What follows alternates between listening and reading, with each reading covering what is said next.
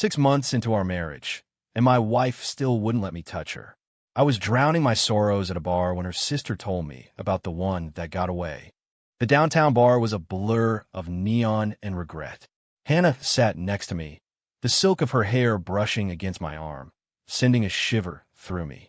"Leo, you don't look so good," Hannah said softly, a genuine worry in her voice. "Maybe you should slow down." I ignored her and signaled the bartender for another whiskey neat. I threw it back, the burn in my throat a welcome distraction. "Hannah, tell me something," I slurred, the bitterness rising in my chest. "Am I a total failure? Married 6 months, and I haven't so much as held my own wife's hand." Hannah's body went rigid. She hesitated for a moment before speaking. "Leo, have you ever thought? Maybe there's another reason for it." I turned, seeing the conflict in her eyes, and a desperate urge took hold of me. "What do you know? Tell me." She bit her lip, her gaze flickering. "Leo, you know my sister. She was crazy about a guy back in high school. His name was Mason. They were inseparable. Then Mason moved to London for college, and she never really got over him." It felt like a switch flipped in my brain, and everything clicked into place. All the cold shoulders, the flimsy excuses to avoid being alone with me. Her heart had been given away long before I ever came into the picture. "She's probably waiting for him." Hannah's voice was barely a whisper, but it landed like a sledgehammer. "That's why. She won't get close to you." I downed another glass. The whiskey churned in my stomach, but it was nothing compared to the acid eating away at my heart. I remembered our wedding day. Victoria, my wife, had looked like an angel in her white dress, but her eyes were always distant, a million miles away. I told myself she was just reserved, just shy. Now I knew the truth.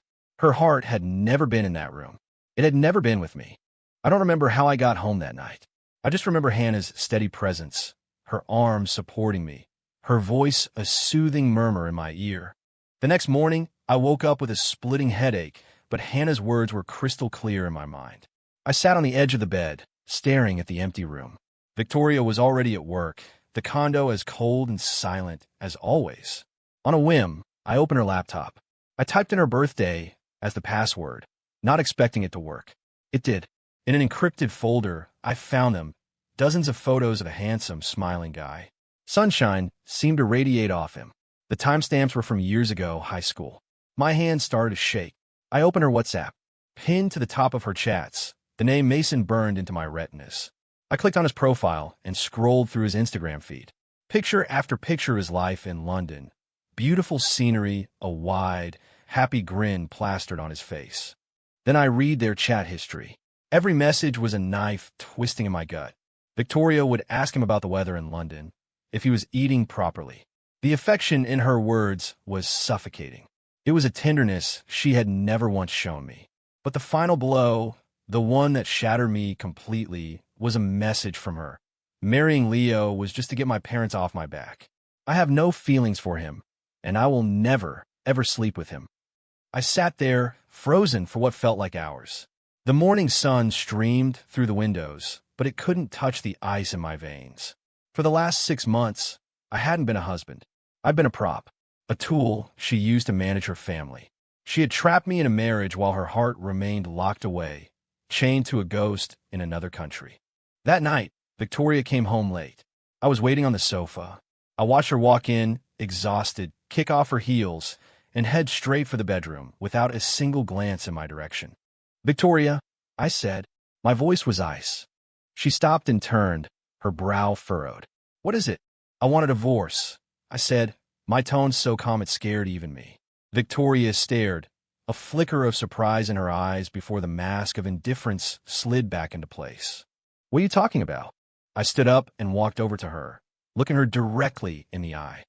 I said, "Let's get a divorce. I know about you and Mason. I'm done being the joke." The color drained from her face. She opened her mouth, but no words came out. "For 6 months, I have tried everything to make you happy, to get you to see me," I said with a bitter laugh. "Now I finally get it. You can't force these things. Your heart was never here to be won." Victoria looked away, unable to meet my gaze. "Leo, just calm down." "I am calm." I pulled the divorce papers I'd already drafted from my jacket pocket.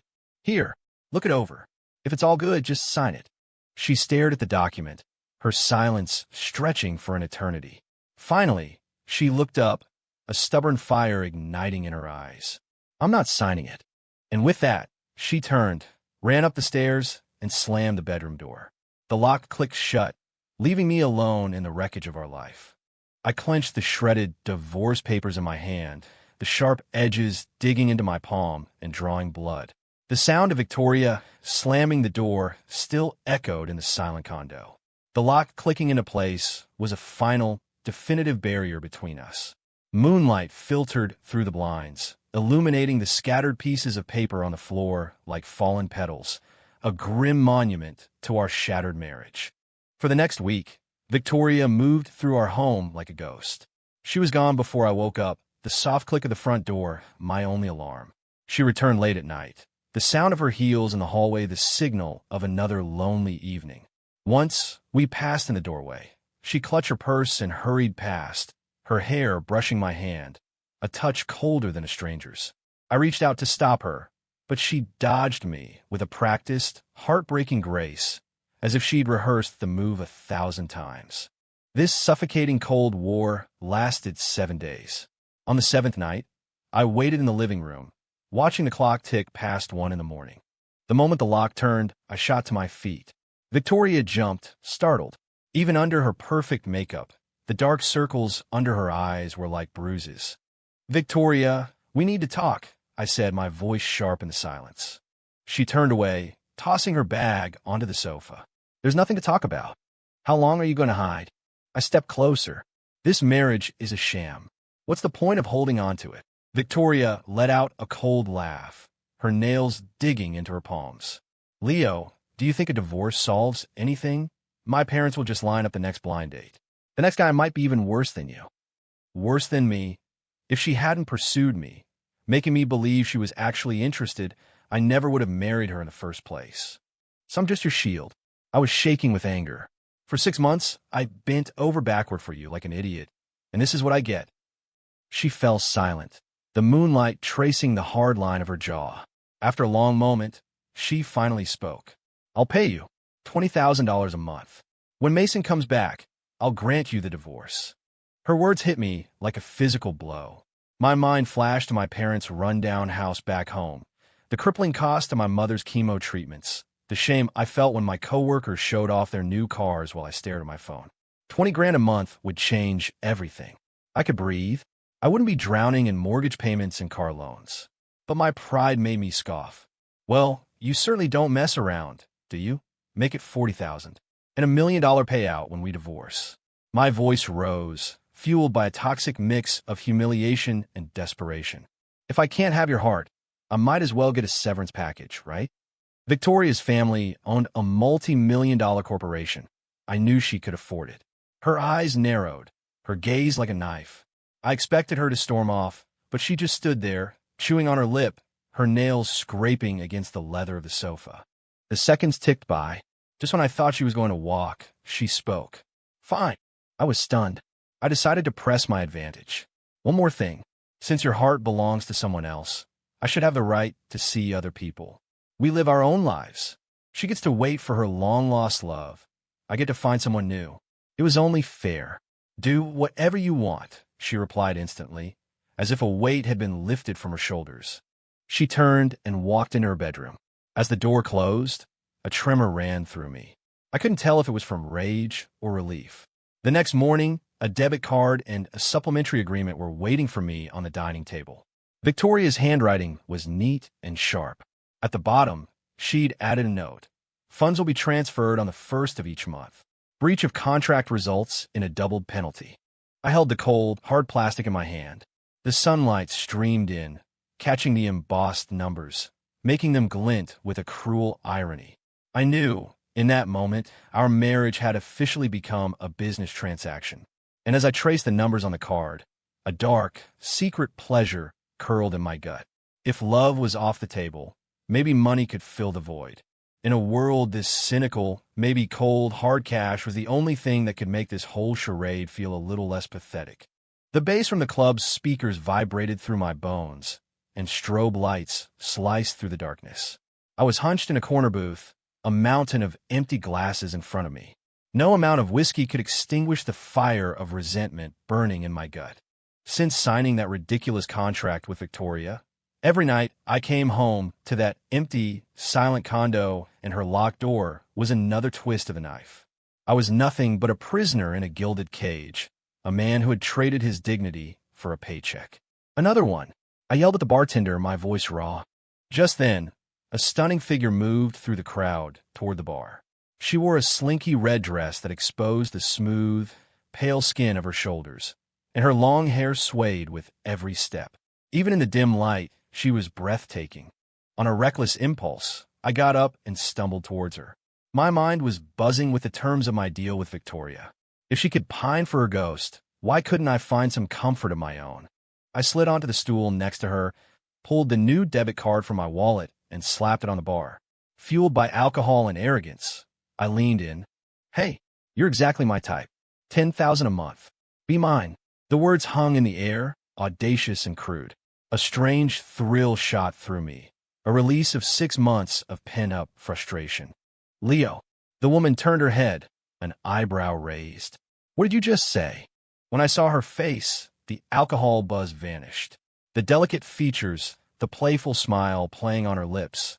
It was Hannah, my sister-in-law. Crap, I muttered, fumbling to grab the card off the counter. Oh, hey, Hannah. Nice night, huh? I gotta go. Left the oven on. I started to babble, desperate to escape the mortifying situation. Huh, Hannah laughed, grabbing my wrist with surprising strength. Not so fast. A knowing smirk spread across her face as she pulled me back onto the stool. Leo, was that an offer? 10 grand a month to be yours. My face was on fire. I couldn't form a coherent sentence. Oh, I get it, she said, her eyes sharp and intelligent, seeming to peer right into my soul. You found out about my sister's little secret, so now you're out looking for a little revenge affair. She had me cornered. I threw my hands up in surrender. Fine. Yes, your sister has her long-lost love, so why should I have to be a monk? It's a business deal, so we both get to do what we want. I felt a surge of righteousness. I wasn't the one who broke our vows. Hannah studied me for a long moment, then leaned in close, her warm breath tickling my ear. Well, you could always try me. Her voice was a seductive whisper, the last word trailing off like a hook, snagging on my frayed nerves. I jerked back, staring at her in disbelief. Are you serious? Hannah just tilted her head, her smile widening into a sly grin. What's the matter? Lost your nerve? Better me than some random stranger, right? The music pounded around us, but my mind was a vortex of white noise. Staring into Hannah's glittering eyes, I couldn't tell if this was a new transaction or a much more dangerous trap. The air in the bar was thick with the scent of whiskey and opportunity. Hannah, leaning against the bar, looked like a flickering flame. The silver chain on her neck caught the light, a stark contrast to the classic pearls Victoria always wore. My Ice Queen wife was a statue. This girl was alive, every fiber of her being radiating a dangerous, intoxicating energy. You said it. No take-backs. I heard myself say, my knuckles white as I gripped the debit card. The whiskey had made its decision for me. Hannah's eyes curved into crescents, a tiny mole near her eye dancing with her smile. It felt like she was branding me. The scent of jasmine from her perfume mingled with the bar's smoky haze and ignited a desire I had suppressed for 6 long months. Honestly, compared to her sister's perpetually cold expression, Hannah's vibrant, energetic presence was everything I craved. Cross my heart, she whispered, standing on her toes. The hem of her dress brushed against my leg. All I could think about was Victoria's painfully conservative knee-length skirts and the countless nights I'd spent alone. This girl, right here, was closing the distance.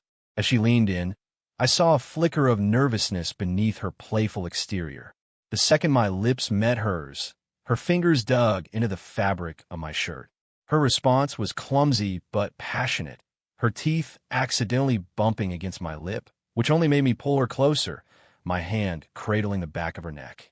Alcohol and lust coursed through me as we stumbled out of the bar and into my apartment, our tangled shadows dancing on the wall like a scene from a strange, feverish dream. The next morning, I woke to find Hannah curled up beside me. The image was so jarringly different from the memory of Victoria's perfectly neat, distant form in our bed. We hadn't slept together. When it came down to it, a shred of reason had stopped me. That marriage certificate, however meaningless, was still a fact. I couldn't make Hannah the other woman. Not to mention, she was Victoria's sister. Ow. I groaned, trying to shift my position. The movement woke her. Hannah sat up, rubbing her eyes. The morning light outlined the delicate curve of her waist. "Leo, you have to take responsibility for me now," she said, her voice husky with sleep, her captivating eyes fixed on me. "Don't be ridiculous." I laughed it off. Nothing happened. "I don't care." Hannah flopped back on the pillows, pouting playfully. "You made a move. You're responsible." Then, her tone shifted, becoming serious. "I'm not a rush. When you and my sister get divorced, we can be together. I can wait." I was floored. "Are you for real?" "Of course I am." "TCH, what do you even like about me?" I had to ask. A small smile played on her lips. "I like what a mess you are." "What the hell?" "Fine, responsible it is. But I have to ask, you don't have someone that got away hiding in your past, do you?" The very idea sent a chill down my spine. The last thing I needed was another ghost. As I said it, the image of those photos on Victoria's laptop flashed in my mind. "There's only you," Hannah said, her eyes reflecting my own image back at me. "I hope you're my first and my last." The raw intensity in her gaze struck a chord deep inside me. Was this what it felt like to be wanted? I honestly had no idea. Over the next 6 months, Hannah and I grew closer. She had her own marketing firm, and when she found out I had a degree from Northwestern, she brought me on board. By day, we were a team, and I was in awe of her as she commanded a boardroom in 5-inch heels. By night, we grabbed tacos from food trucks and went to team dinners, our bond strengthening with every passing day. We even took a trip to the coast, filling our phones with pictures of us smiling under the sun. Hannah was the one who pulled me out of Victoria's shadow. It was time. I couldn't keep up this charade anymore. I was going to divorce Victoria. Then, one stormy night, I came home to find her curled up on the sofa. Empty wine bottles were scattered across the coffee table, and a dark red stain bled into the carpet like an open wound. "What happened to you?" I asked, an unwelcome instinct making me sit down beside her. "Mason, he's getting married," Victoria mumbled, her voice thick. She looked up, her makeup streaked with tears. A firework of pure joy exploded in my chest. "Huh, serve you right." But the celebratory feeling died when I saw the hollow, shattered look in her eyes. This was a Victoria I had never seen before, all her defenses gone, leaving only broken pieces. And then, my real trouble began. "Leo," she whispered, leaning against me. Her hair, smelling of wine, brushed against my hand. Can we start over?" Her fingertips traced the lines on my palm, a gesture so similar to how Hannah would absent-mindedly draw circles on my back. I flinched away, my back hitting the arm of the sofa. "Victoria, we don't work." Have you tried talking to Mason? Maybe if you told him how you feel, he'd reconsider." I knew it was a terrible thing to suggest, but at that moment, I would have done anything to push her back toward her ghost and away from me. I just wanted out. This woman was poison. Telling him, "No, it's too late," she interrupted, laughing a bitter, broken sound. She suddenly sat up straight, her eyes sharpening like daggers. "You're never home anymore. Are you seeing someone?" Before I could answer, she grabbed my wrist, her nails digging into my skin. "I can forget about the past. Just come back, and we can make this work. We can have a real marriage." My blood ran cold. Every happy moment with Hannah flashed through my mind. She was the one who had healed me, who saw my potential and didn't judge my messy past. And Victoria, the woman who had treated me like ice, was now looking at me with pleading eyes. This marriage, born from a transaction, had become a twisted wreck in a swamp of desire and lies. Outside, the rain beat against the windows, as if trying to wash the whole absurd night away. The grandfather clock in the living room ticked with an oppressive rhythm, each second echoing in the tense silence. I stared at Victoria's pale, tear-streaked face, digging my nails into my palms to stay grounded. This woman had once been my unattainable dream. Now she was a cage I was desperate to escape. "Victoria, it's over. We have to get a divorce," I said, my voice shaking but firm with a newfound resolve. The wine glass slipped from her hand and shattered on the floor, the red wine spreading across the cream-colored rug like blood from a fresh wound. She stumbled, catching herself on the coffee table. You're leaving me for another woman. Who is she? Does she have more money than me? How much is she paying you? A cold, humorless laugh escaped my lips. Victoria, the world doesn't revolve around you. You wanted to be a saint for your long-lost love, and I accepted it. Now that I found someone, you want me to come back and play house. I'm a person, Victoria, not a placeholder you can activate and deactivate whenever you want. She lunged at me, the stench of wine washing over me. Her cold lips pressed against my cheek. Leo, I know you're angry. I never let you touch me. We can change that. Tonight. I'm a virgin, Leo. I've never been with anyone. I can give you my first time. I turned my head away, a wave of revulsion washing over me. The thing I had once desperately wanted now felt tainted and worthless. It's too late, Victoria. I don't love you anymore. The words struck her like a physical blow. Her body trembled, and tears streamed down her face. No, you can't. Leo, look at me. I'm your wife. It was too late for all of that. I pried her fingers cold and tight like iron clamps for my shirt. When you're sober, we can talk about the divorce. As I walked away, I heard the sound of something else shattering behind me, but it didn't even make me flinch. For the next few days, Victoria vanished. I moved out of our condo. My texts went unanswered. When I went to the front door, my knocking was met with dead silence. Then, one evening, as I was walking out of my new apartment holding Hannah's hand, a black Porsche screeched to a halt beside us.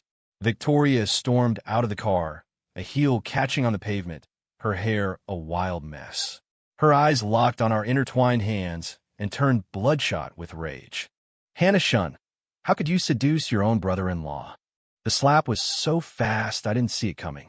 A red mark instantly bloomed on Hannah's cheek.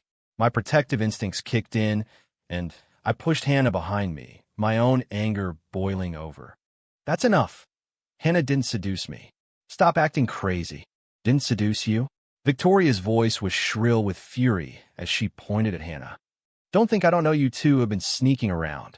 She pulled her marriage certificate from her purse, waving it at Hannah. Legally, he is my husband. A small crowd was starting to form, their whispers of homewrecker and affair reaching my ears. I felt Hannah tremble behind me. I ripped my tie loose and unbuttoned my collar. Listen up, everyone, I announced, my voice ringing out.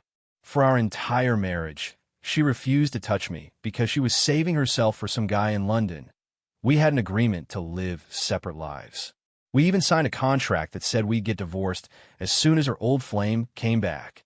A wave of gasps rippled through the onlookers. They weren't stupid. They could see this was far from a simple affair. Suddenly, Victoria's entire demeanor changed. She became fragile, grabbing my arm, tears streaming down her face. Leo, I know I was wrong. Please come back. I'll do anything you want, just come back. Sister, what do you see him as? Hannah stepped out from behind me, her eyes flashing with anger. A toy? You left him alone in an empty house for a year, and now that he's finally moving on, you decide you want him? If you ever cared about him at all, you would let him go. Victoria froze, her nails digging into her palms. I don't care, as long as this certificate is valid. You're the other woman. If you want a clear conscience, you'll leave him. With that, she turned and ran, her heels clacking unevenly on the pavement. I knew then that she had no intention of letting me go. This divorce was going to be a war. The wind rustled the leaves around us. Don't worry, I told Hannah softly. I talked to my lawyer. That contract we signed is ironclad proof the marriage was broken beyond repair. Worst case, a 2-year separation will guarantee a divorce judgment. Even as I said it, a pit of unease formed in my stomach. Sure enough, when I got back to the condo to retrieve the document, it was gone. I tore the place apart, but it was nowhere to be found. Victoria appeared in the doorway, a smug smile on her face. Looking for something, honey, she cooed. Was it this agreement? Oh, that's too bad. I'm afraid I accidentally burned it. The look of triumph on her face was sickening. I had never imagined she could be so shameless. Furious, I stormed out of that home for the last time. 3 days later, I got a call from my mother-in-law, summoning both Hannah and me to the family home. It was clear she knew everything. When we arrived, The atmosphere in the sprawling mansion was thick with tension. In the formal living room, the crystal chandelier cast a harsh, unforgiving light on everyone's faces. My father-in-law sat silently on the leather sofa, a storm brewing behind his calm facade. My mother-in-law clutched a handkerchief, her knuckles white. "Explain this." My father-in-law's voice was a low rumble. Victoria immediately burst into tears. "Dad, Mom, look at him. He's with Hannah. I've been trying to hold this family together for over a year, and this is the betrayal I get." Hannah started to speak, but I put a hand on her arm. "Sir, ma'am, it's not what it looks like. Nothing has happened between me and Hannah. The issue is Victoria." My voice was clear and steady. From the day we got married, she has only had one person in her heart. Her old boyfriend, Mason. "You're lying." Victoria shrieked, her makeup a mess. "I cut off contact with Mason years ago." "Really?" I pulled out my phone and showed them the screenshots of the chat logs. "Then what are these?" She told him she only married me to get you off her back. She swore she would save herself for him. In our entire marriage, I was never even allowed to touch her hand. My mother-in-law gasped, dropping her handkerchief. My father-in-law's hand tightened on his teacup, veins bulging on his fist. "Victoria, is this true?" She chewed her lip, finally mumbling, That was in the past. Mason's getting married now. I want to try to make things work with Leo. What's wrong with that?" "What's wrong?" Hannah shot to her feet, her eyes red with fury. "What's wrong is that you treated your husband like a backup plan. He's a human being, not a placeholder." My father-in-law slammed his cup down on the table, tea splashing everywhere. "This is a disgrace." His eyes darted between all of us. Victoria scrambled to his side, clutching his knees. "Dad, I know I messed up. Please help me. If Leo just ends things with Hannah, I promise I'll be a good wife from now on." Her father looked at her, his expression unreadable as he fell deep into thought. As we left the mansion, Hannah's hand was cold as ice.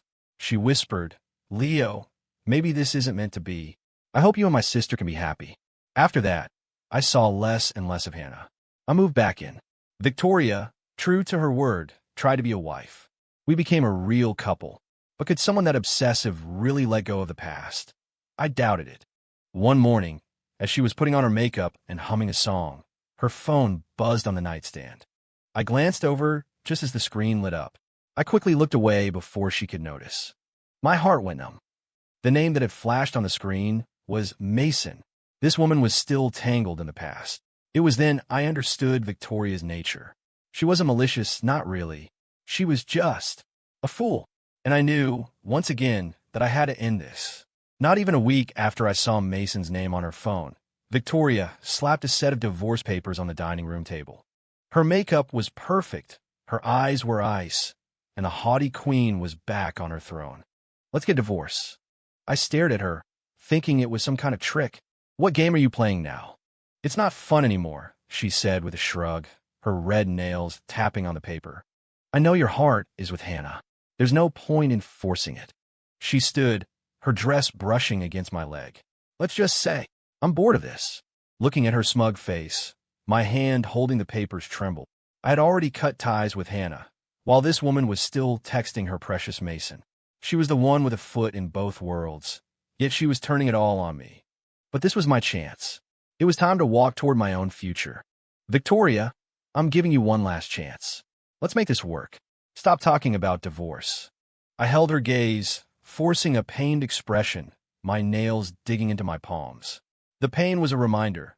This performance had to be convincing. I had spent the last 3 days planning every detail. "I'm divorcing you," she said, slamming her coffee mug on the table. "It's non-negotiable." The frantic pulse in her neck betrayed her forced calm. "Why? I deserve a real reason." "Fine. If you have to know, Mason isn't getting married. He's coming back soon, and I've realized he's the one I truly love." Shameless. But her obsession was exactly what my plan depended on. I immediately turned on my phone's camera, aiming it directly at her sneering face. "Dare to say that again on camera?" Her eyes widened for a second. Then she lifted her chin like a proud peacock. "I, Victoria Shun, am officially and resolutely divorcing Leo Carter." She enunciated every word with deliberate, cutting precision. "You won't regret this?" I stepped closer, making sure my heavy breathing was picked up by the microphone. I will never regret this. The arrogant curve of her neck was almost painful to look at. Fine. After this, we're done. You can never, ever come back into my life, no matter what happens, I said, each word a binding vow. I promise, she said, straightening her back for the camera, practically giddy to get the words out. After the divorce, I will never bother you again. Good, I said, stopping the recording. I'll sign the papers. 1 month later, at the city clerk's office, the scratch of the stylus on the tablet was the only sound between us. I pointed to the settlement line on the agreement. The $1 million payout we agreed on. I know I don't need it now, but a deal's a deal. Victoria signed without even looking. Fine. I'll have my assistant wire it to you. She stood so quickly she knocked over her coffee, the brown liquid blooming across the divorce decree like a final, ironic seal. Outside, an autumn leaf landed on her shoulder. We walked out of the building, each holding a copy of the divorce certificate. She took off her sunglasses, the scent of Chanel perfume mixing with her cold smirk. Congratulations on being single again. By the way, I think my sister's still into you. She hasn't dated anyone. Now you can be with her without any guilt. I guess I'll have to start calling you brother-in-law. Wishing you, too, a lifetime of happiness. Don't forget to invite me to the wedding. I'll be sure to get you a big gift. With that, she slid in her car, gave a final, breezy wave without looking back, and sped away. I watched her car disappear, a slow smile spreading across my face. My other phone buzzed with a new notification. It was a message from Victoria. Or I should say my ex-wife. Mason, honey, it's done. I'm divorced. I'll plan a huge party for you when you get back. And don't bother sending your resume out. I have a senior executive position waiting for you in my company. The messages kept coming. Of course, I wasn't her precious Mason. This was a fake WhatsApp account I had created, perfectly mimicking his profile picture and name. A few weeks ago, after seeing her still fawning over him, I had felt no guilt in blocking the real Mason on her phone and replacing him with my decoy. I had my Mason account tell her his engagement was off and he was coming home for her. She immediately took the bait, and with a little more encouragement, she was the one begging me for a divorce. This woman, I thought, shaking my head. She still has no idea. I sent a few more vague, encouraging replies to keep her in her fantasy. Then I took a picture of my divorce certificate and sent it to Hannah. I'm free. You still want me? Her reply came almost instantly. Poor baby. Come over and bring your ID. I read the message and smiled. The sun was finally breaking through the clouds. What? You two got divorced, my former mother-in-law shrieked when she heard the news. Don't worry, Mom. I'll find you a much better son-in-law, Victoria said coolly from the sofa, peeling an apple. A new pearl necklace gleamed at her throat. The better son-in-law, of course, was Mason. She was still blissfully lost in the fantasy I'd woven for her. Hannah squeezed my arm, flashing the corner of her ID card at me. I knew what she meant. She wanted to go to the courthouse right now. Her clever eyes crinkled into the same sly crescents as the first night we met. Seeing the stunned, flushed faces of her parents, I took a deep breath and tightened my grip on Hannah's hand. Mom, Dad, I said, at least I wouldn't have to learn new names for my in-laws. I'd like to marry Hannah. They both looked like they were about to have a stroke. But then my ex-wife delivered the final, ironic nail in the coffin. Mom, Dad, don't be so old-fashioned, Victoria chimed in. Leo and my sister are in love. We should be happy for them. Hearing that, her parents seemed to deflate. If their eldest daughter didn't care, what ground did they have to stand on? Their objections dissolved into a single, weary sigh. The wedding march swelled through the grand ballroom as I walked Hannah down the aisle. The train of her white dress, studded with tiny diamonds, swept across the floor, sparkling like the laughter in her eyes. Applause erupted from the guests, but my gaze found Victoria in the crowd. She was a stark figure in a black dress, her fingers tracing the rim of a wine glass, a storm cloud in our sea of joy. Ignore her, Hannah whispered, squeezing my hand. Today is about us. Later, during the reception, we made our way to her table. Victoria slammed her glass down, red wine sloshing over the sides. Well done, you two. Really, she hissed, her voice cutting through the music, creating a fake Mason to trick me into a divorce.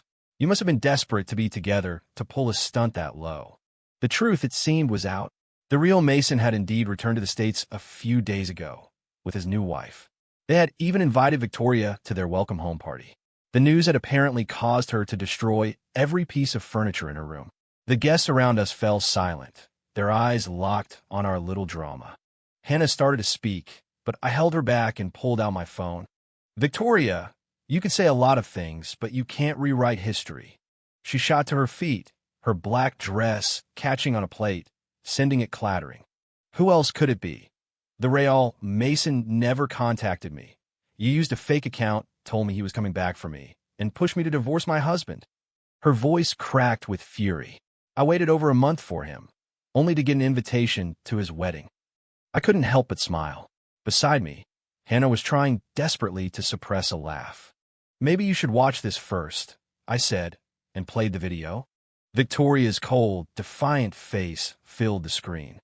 I, Victoria Shun, am officially and resolutely divorcing Leo Carter. Her voice echoed from the phone speaker, full of arrogance. I will never regret this.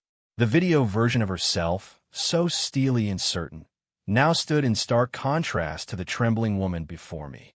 A murmur went through the crowd. Victoria's face turned crimson.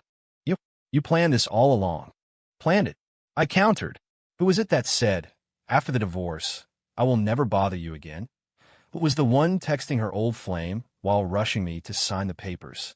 I leaned in closer, my voice low. Should I read aloud all those, Mason? Honey, I'm waiting for you messages you sent to my fake account. She was the one who wanted it all, playing both sides until she was left with nothing. Victoria trembled violently, the wine glass slipping from her fingers and shattering on the carpet. She stared at the video on my phone, at the woman who had thrown everything away for a ghost, and her lips moved but no sound came out. Hannah gently took my arm, her voice clear and strong. Sister, a marriage isn't a waiting room. It's not a placeholder you use while waiting for someone else. You're the one who chose to let go. Why are you trying to ruin this now? She paused, her eyes glancing at the broken glass on the floor.